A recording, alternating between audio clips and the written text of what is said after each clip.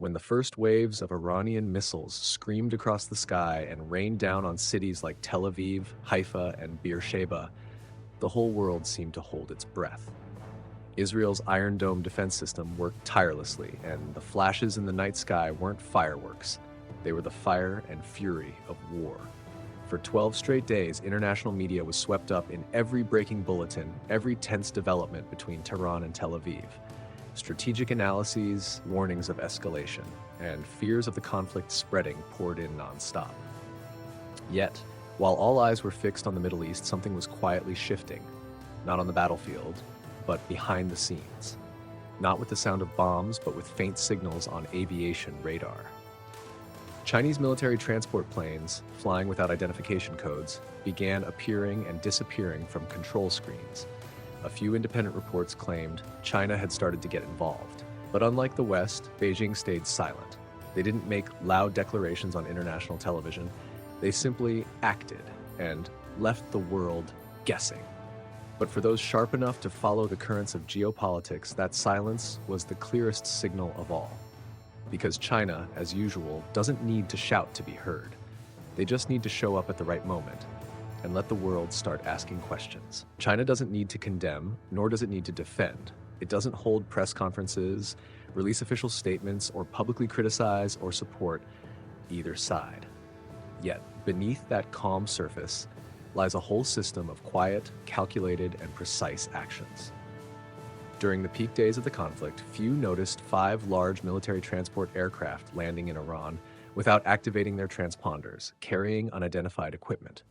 No one knew what they brought, but satellite image analyses later revealed that logistics routes around the port of Bandar Abbas and the coastal areas near the Strait of Hormuz had suddenly been reinforced and upgraded. At the same time, the silhouette of China's Type 052D destroyers emerged in those strategic waters, like an invisible shield for the resupply operations. They don't need applause from the international community, nor do they need to show up in front of cameras. Instead, Beijing chooses to make its presence known through concrete action, through a closed logistical supply chain and discreet meetings with Iranian leadership. No words speak louder than delivering missile guidance systems, drones, and defensive technology to an ally under siege. And no one moves with more deliberate intent than China in a long strategic game. But why Iran? Why would China quietly place its bet on a country caught in the throes of conflict? The answer doesn't lie in geopolitics alone. It runs deeper in the economic ties, energy dependencies, and global ambitions that Beijing has spent decades quietly weaving together. China doesn't see Iran merely as a Middle Eastern country engulfed in conflict. To Beijing, Iran is a strategic anchor, an irreplaceable link in the global power chain they've been quietly building. If Iran were to collapse, China wouldn't just lose a partner, it would lose a vital piece of the soul behind the Belt and Road Initiative, BRI, a vision they've pursued since 2013. Iran isn't just about oil, it's about location, a strategic position connecting Central Asia, the Middle East, and Europe. It's a crucial crossroads on both the land and maritime routes of the BRI. If Tehran descends into political chaos or is dragged into a prolonged war, China's entire logistics network, worth hundreds of billions of dollars, would face the risk of unraveling. More than that, infrastructure projects like the port of Chabahar, transnational railways, and energy hubs around the Gulf of Oman would all become casualties of war. Even more importantly, Iran is a key supplier of cheap crude oil to China, especially after being sanctioned by the West.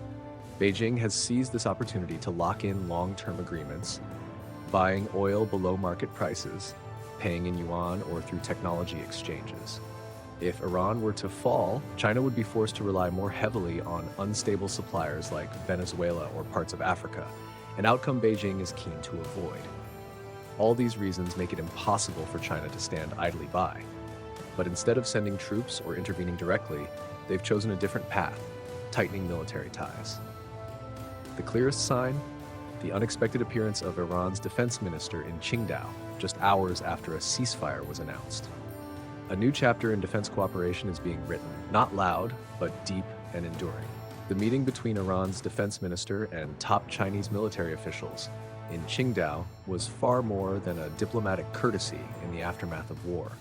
It was a clear signal of a new security axis quietly taking shape, the Beijing-Tehran axis, and more broadly, the expansion of an anti-Western alliance that includes Russia and North Korea. There were no flags fluttering in the sky or grand signing ceremonies but what happened behind those closed doors could very well shift the regional balance of power. Regional sources report that China is considering the transfer of additional HQ-222 air defense systems to Iran, a weapon often dubbed the Asian S-300, capable of intercepting cruise missiles and stealth aircraft at medium to long range. At the same time, Beijing has proposed supporting Iran with a satellite-based early warning system integrated directly into Tehran's existing military infrastructure. If realized, this would mark a major leap forward in Iran's defense modernization, despite Western sanctions. During the height of the tensions, China's Navy also increased its exercises near the Taiwan Strait and the South China Sea, sending a message to the United States. Beijing is not only watching the Middle East, but also ready to share the burden across multiple strategic fronts.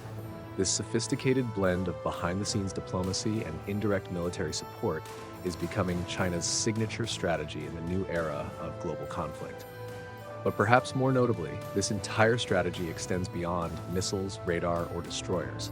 It's also wrapped in soft declarations and constructive peace proposals, where Beijing plays both the problem solver and the power broker. This is the second face of China, the face of a global power playing a double game in diplomacy, at once soft-spoken and razor-sharp.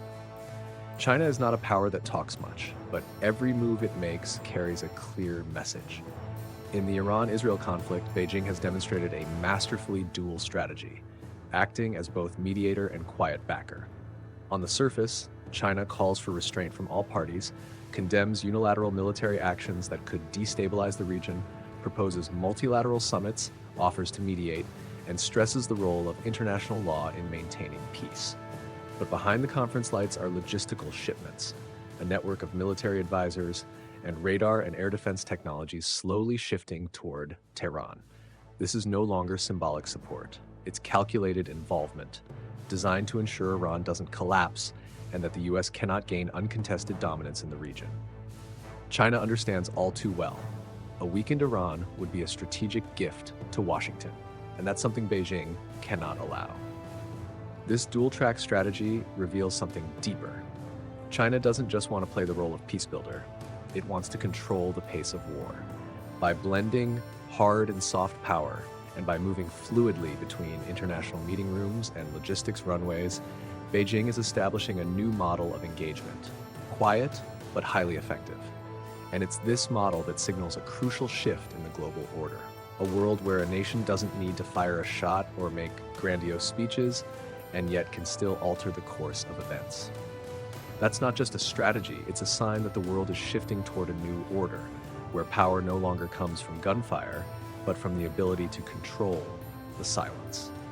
The world is shifting, not through coups or ceasefire agreements, but through quiet changes in how power is distributed.